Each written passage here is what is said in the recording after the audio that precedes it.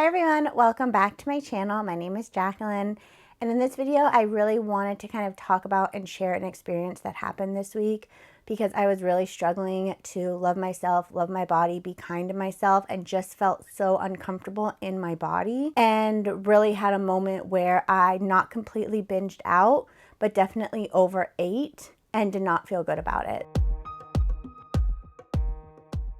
I kind of want to share this experience with you and kind of how I worked through it, because it took me literally a whole week to kind of work through my thoughts, my feelings, emotions, and to feel better.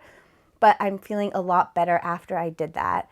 And so I know a lot of us struggle with this. I'm not alone in feeling uncomfortable and kind of, for lack of a better word, like disgusting in my body. And there's going to be days and moments that most of us probably can relate and feel this way.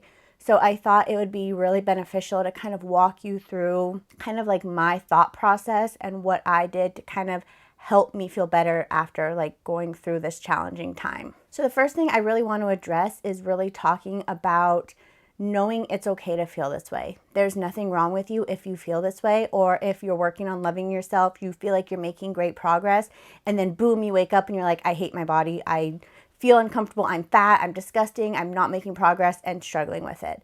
That's a completely normal emotion and a thought to have. So if you find there are days or moments that you are having a hard time or struggling with it, know you're not alone and that it's okay to be feeling that way. It doesn't undo all the progress you're making. It doesn't mean you really don't love yourself.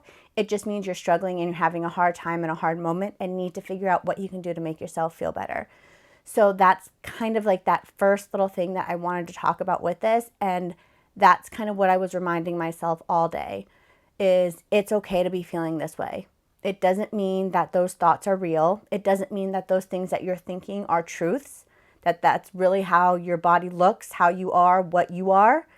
But it just means that's kind of what you're feeling, but it doesn't mean it's facts. And that's what I kept reminding myself over and over again, which somewhat started to help kind of get those negative thoughts or those kind of unhappy, positive feelings out, was reminding myself that those feelings are not facts. So then after I was kind of struggling throughout the day with this, with feeling really uncomfortable and bad in my body, it kind of spiraled from there. And when I got home, I did my workout.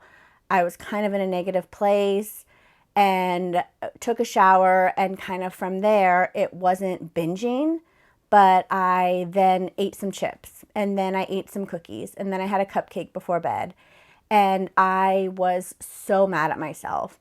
And it was that thought of, I already feel bad about myself, and for a second it was kind of, now I just want to turn to food. But while I was doing it, it wasn't I'm completely binging and I'm eating the whole bag of chips. It was me grabbing the chips, having like a little handful, and then putting it away and saying, no, I'm done. I don't want the chips. And then a little bit later, it was, I'm going to grab a cookie. And I had one cookie, and then I put the thing away, and I was like, no, I don't want a cookie. And then before bed, I grabbed a cupcake because we had a cupcake in the house, and I ate that. And then afterwards, I was like, I don't even want to eat this. I don't know why I'm eating it. So in the past, it would have been a full binge where I'm feeling like this, and I ate the chips, and then it's like, oh, screw it, I'm going to keep eating. So like in the moment, I was happy that I was able to kind of stop when I realized those things were happening. And it was just a handful of chips. It was just one cookie. It was just one cupcake, where in the past it would have been all the chips, all the cupcakes, all the cookies. But in that moment when I'm already feeling bad about myself and my body, on top of it turning to food then to kind of cope and deal with those emotions, it didn't really matter in that moment about that progress or that I was able to stop it and not engage any further. It was really being hard on myself and upset and frustrated. And I went to bed just feeling worse about myself than I did before. I didn't talk about it with anyone. I didn't share it with anyone. I didn't even go and tell Kevin like, hey, I'm struggling. This is what I did. It was just like, this is what I did. I went to bed and I wanted to move on, hoping I would wake up the next morning and feel better. When I woke up, it hit me like a ton of bricks with shame, guilt, anger. Why did I do this? And it took everything in me when I was at work to not start crying. And it was one of those feelings where it was like at any moment, the tears would have just like come flowing out. And I really had to focus hard on not crying So I kind of suppressed the feelings, suppressed everything, kind of made myself go numb a little bit. And then once I got home, I really sat down and I started reflecting, like, what is going on? And I think that kind of brings me to that next little phase of really sitting down with yourself and figuring out what's going on in those moments. And sometimes when I do this, you're able to pinpoint, you know what, this is what happened and this is why I'm feeling this way. But it's also important to remember that there might not be a certain reason or something that happened that's making you feel that way. But I definitely think that journaling and getting everything out of what you're feeling is so helpful to either just get it out and release it so you can move on, or kind of pinpoint what maybe triggered something in you that you didn't realize. So either way, I think when I'm having a hard moment, it's really good to sit down with myself and figure out what's actually going on. And like I said, even if I can't figure out like the exact reason, it's getting those thoughts, emotions, and feelings out, and then I can be able to move on. Once I sat down and really started reflecting what was going on, it really made me feel aware of actually what was going on that I had no idea. And not on purpose, but throughout the day, I did not eat a lot. I don't know why. If I wasn't hungry, it was hot, whatever the reason, I did not eat a lot. So when I got home after my workout, I was starving. And so that could have added to grabbing the chips, the cupcake, the cookies, because I was just so hungry. The second thing is it was hot. It's been over 100 degrees here. And when that happens, my body gets super puffy and my fluid retention gets way worse. So then I thought that's probably adding to why I'm feeling so uncomfortable in my body. It's not because I'm fat or I'm gaining weight or anything like that. It's the heat is adding to me feeling this way about myself. The other thing I kind of realized was I did not drink enough water. I think for whatever reason that day, it was go, go, go at work. And so I didn't take care of myself by eating my food and drinking my water, which also adds to the puffy and the hunger. And then the biggest thing that I kind of realized was I wasn't prepared. And this has happened a few times, and I don't know why it's hard for me sometimes to truly make Sunday or a day lately that I'm just prepared and I have my groceries ready, my food ready, and things ready to go. But I wasn't prepared. I didn't have groceries. I hadn't gone grocery shopping. So after I came home and I did my workout, Kevin did his workout, Kevin ran to the grocery store. And so that also added to, I haven't eaten all day. I'm starving. We hadn't had groceries. By the time he went to the grocery store, came back, cooked something up, I was already chips, cupcake, and cookies in deep because I was so hungry. And that goes back to not being prepared, not being ready, and not having food available to me, and added to me probably eating those cookies, cupcakes, and chips. And I think that's one of the number one things that it really kind of clicked in me was obviously I ate what was available because I was starving. And I think that really goes back to that binge and restrict, where I wasn't restricting myself on purpose, but I hadn't had anything to eat. And so then, of course, later in the night when there's food available, I'm going to start binging or eating different foods because I'm so hungry. And so that was really a big wake-up call for me to really make sure I'm prepared and I have my foods available so that doesn't happen. Because throughout the day, that's probably what happened is I didn't have a good lunch, something that filled me up. It was a bunch of snacky foods or fruit. It wasn't anything substantial to fill me up because I didn't have groceries. And then by the time I got home, Kevin went to the grocery store, we cooked dinner. It was too late. I was past my point of hunger. And so that's something that really clicked in my brain that I really have to watch, because if I go for long periods of time and I don't eat because I'm still trying to connect my mind, body, hunger, and I can't always tell that I'm hungry until it's like I'm starving and I'm going to kill someone right now because I'm so hungry, like hangry, is really trying to just remind myself to eat more throughout the day of meals that are substantial, that are going to fill me up, whether I kind of feel that hunger or not. And that's something that's hard because in eating disorder recovery, that's what I'm working on, is listening to my body and my hunger cues. And I'm not quite there yet. And so I don't always know necessarily if my body's hungry or when it's hungry. And then all of a sudden it's like I'm starving and that leads to a binge or overeating. And so really when I was reflecting on all of this, it was kind of clicking in my head as to all these things were leading up to the perfect storm of then eating more. And this is when I kind of was like, oh yeah, I had that thought subconsciously happen when I was eating, that I knew those foods weren't going to make me feel better. I knew I didn't want to turn to those foods because I was struggling with my body, and I didn't binge out. And in the moment when I was able to step back and reflect, I was able to really feel proud of myself that even though I ate those foods and I'm mad at myself that I did it or I wasn't prepared, it wasn't a full-on binge. It was a handful of chips, one cookie, and a cupcake, not the end of the world. And I was able to stop that behavior and not continue on. And not continue on the pattern of, okay, I ate chips now, let me go now and continue binging and eating everything else in sight because I already failed. And so, yes, I'm hard on myself and I'm having a hard time loving my body. And then, yes, I turned to food and ate more foods that I didn't want to eat. But I also didn't completely binge. And I also stopped those behaviors from happening and didn't continue to keep going with it.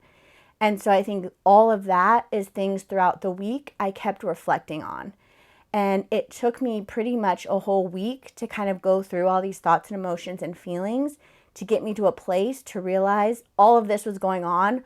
Of course, it was going to lead to then me binging. With the heat, the no water, the no food, the shame, the guilt, all of that was like a perfect storm. Of course, I was going to be hungry if I'm not eating. And so it really opened my eyes to really making sure I'm taking care of myself. And I think that's the biggest thing that take away from this that I wanted to share is really sitting down and reflecting with yourself what might be going on. Why are you making the choices and the decisions that you're doing? Are you restricting food and not eating enough throughout the day so when you get home or at night, you're binging more on food or eating more foods because you were restricting throughout the day? There's a lot of things once you sit down and you're completely honest with yourself that you're able to figure it out. And sometimes those honest truths are hard to hear and you don't want to say them out loud. That's why it's important to write them down and truly be honest and write everything down, because that's the only way we're going to be able to move forward. So like I said, sometimes we're not going to be able to pinpoint and say, okay, it's hot, I didn't drink water, I didn't eat enough. And you're going to sit there and be like, there's nothing that should have added to me binging or feeling this way about my body. And that's okay. And I think sometimes there's not always going to be a solution. There's not always going to be a reason for why we're feeling this way. But that's why I find it so important to just get your feelings out and say, you know what, I hate my body, I feel fat today, nothing's comfortable, I'm bloated, I'm sweaty, I'm uncomfortable. Just writing that, I feel like sometimes can release it, and knowing that those feelings are okay. And knowing that this moment is going to pass. And knowing that it's not going to feel like this forever. You're not going to feel like this every single day as long as you're putting in the work and the love every single day to take care of yourself. Moments like this are not going to be happening every day. So feel the feelings, embrace them, and then try your best to let them go and move on. And I think that is the number one key in all of this, is knowing you're not alone and it's okay to be feeling this way.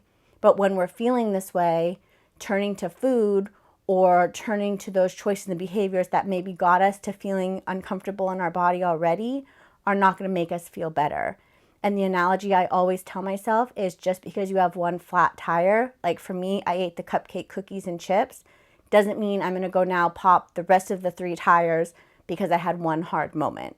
It's embracing that hard moment, figuring out what you can do to feel better, fixing that one flat tire so then you can keep moving forward. And that doesn't mean you're never going to get a flat tire again, but it just means that you can be prepared and know next time what you might need to do to help prevent those moments or help yourself feel better when they happen, because we can't prevent them.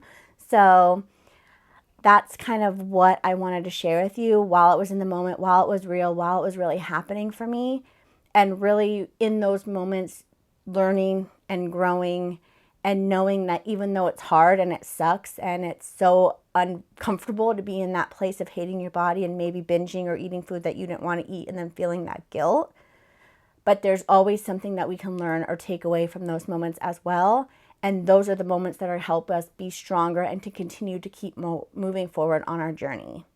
So I wanted to quickly share, I know I shared this on my social media, of asking you guys kind of some things or suggestions that help you feel better when you are struggling. And so I kind of want to share those with you too. That way, if you're not really at a place where you feel like journaling, or you think, okay, that helped, but I still feel bad, maybe some of these suggestions from others will help you. So I'm going to quickly read through some of the most popular ones I got, and then we'll go from there. So the first one, and it was a lot of things, it was reaching out to family and friends, talking to your friends, your family, hugging them, spending time with them, and just being around people who love you. Another one is retail therapy, and I'm all for treating myself throughout my journey when I hit certain goals, when I hit certain phases or along my journey for myself. And I always think that that's such a great thing, to treat yourself to something, especially when you're feeling bad. And it doesn't have to be anything expensive or elaborate or cost a lot of money. But for me, it's like maybe a new journal, a new pen, getting my nails done, treating myself to a new skirt, dress, shirt. And so I loved that idea that a lot of you guys were sharing with me as well, because I think it's a great idea, but not turning to food as that reward, or that I'm having a hard time loving my body, so let me then turn to food. A lot of people also said movement, and not necessarily to punish your body, because we don't do that, but to just get yourself moving. And I know for me, movement helps to get like the fluid moving, things going, and I sometimes feel better after I work out. Just not physically like, oh yeah, I burned so many calories, but just mentally, where I take that time for me and I could really reflect on what's going on, and then I feel better because I did something good for myself. Another one is checking like your menstrual cycle, or figuring out if it might be that time of the month, because I know for me, I get extra puffy, extra swollen, I beat myself up a little bit more, and I'm more irritable. So it could be adding to the feelings or the thoughts you're having about yourself or your body as well. Another one, and that's something that I was experiencing as well, is heat. If it is really hot, a lot of you were saying you get cranky too. And so I think even acknowledging that is something that's so important. Is it too hot? Is it cold and snowing? Obviously not now, and that's adding to maybe your mood, or feeling down or out, or the heat making you feel extra puffy, swollen, retaining water, and kind of addressing some of those things and figuring out what you can do. Drink more water, cool yourself off, put a cold towel over your neck, go swimming, take a cold shower. Some of those things can also help as well. Drinking water, bringing me to the next one. Drinking water, yoga, stretching, just taking that extra time to meditate, to focus on yourself. And I know I talked about this too, but some people said journaling, going for a walk. I think those are also really important. Going to bed early is another great one, just to kind of allow your body to rest, allow yourself to rest, watch a movie, self-care night, wash your hair, do a face mask, anything like that to kind of take care of yourself. And then the number one thing, which a lot of you shared, which I'm so happy about, and it reminded me too and helped me when I was struggling this week, is to thank your body for all it does. So in the moments that you're feeling bad about yourself and your body, and really feeling like I hate myself, it's reminding yourself of all the positives that are going on. For me, if my legs feel extra swollen and I hate my legs, it's but reminding me that my legs are strong and they carry me through life, and being fortunate and happy for all my body does for me. It's not invalidating those feelings and the thoughts that you have, but it's saying, you know what, right now I hate my legs, but I also feel gratitude towards my legs because they carry me through life. They're strong and they've never given up on me. So it's never suppressing or saying, oh my gosh, stop complaining, you have so much to be grateful for.